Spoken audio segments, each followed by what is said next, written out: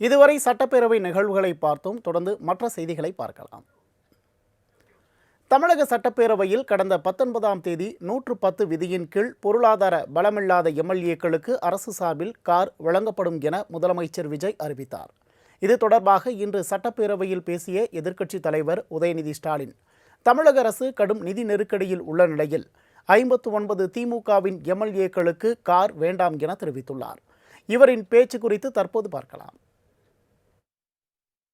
தங்களது தொகுதி மக்களின் குறைகளை கேட்டறியவும், அரசு திட்டங்கள் மக்களை சென்றடைவதை கண்காணிக்கவும் தங்களின் தொகுதி முழுவதும் தொடர் பயணங்களை சட்டமன்ற உறுப்பினர்கள் மேற்கொள்ள வேண்டியுள்ளது.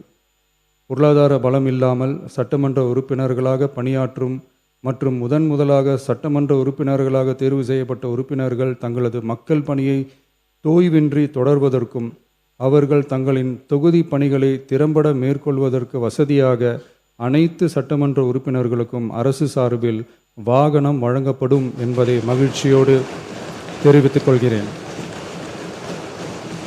மேலும் சட்டமன்ற உறுப்பினர்கள் தங்களது தொகுதி சார்ந்த பல்வேறு பணிகளை மேற்கொள்ள ஏதுவாக சட்டமன்ற உறுப்பினர்கள் ஒரு உதவியாளரை நியமித்துக் கொள்வது அவசியம் என கருதப்படுகிறது. சட்டமன்ற உறுப்பினர்களுக்கு அரசு வாங்கி வழங்கும் வாகனத்தை பராமரிக்கும் விதமாக வாகனத்திற்கு ஓட்டுநர், எரிபொருள், வாகன பராமரிப்பு உள்ளிட்ட செலவினங்களுக்காக மாதந்தோறும் ரூபாய் 75,000 வாகனப்படியாகவும்,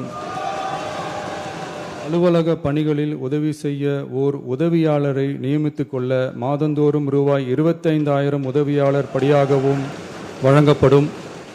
அரசு அறிவிச்சிருக்கிறது, அனைத்து சட்டமன்ற உறுப்பினர்களுக்கும் புதிய வாகனம் இந்த அரசு வழங்குவதாக முடிவெடுத்து அறிவிச்சிருக்கிறீங்க. எங்களுடைய திராவிட முன்னேற்ற கழகத்துடைய நிலைமை இந்த அரசில் சபையில் நான் பதிய வைக்க விரும்புகின்றேன்.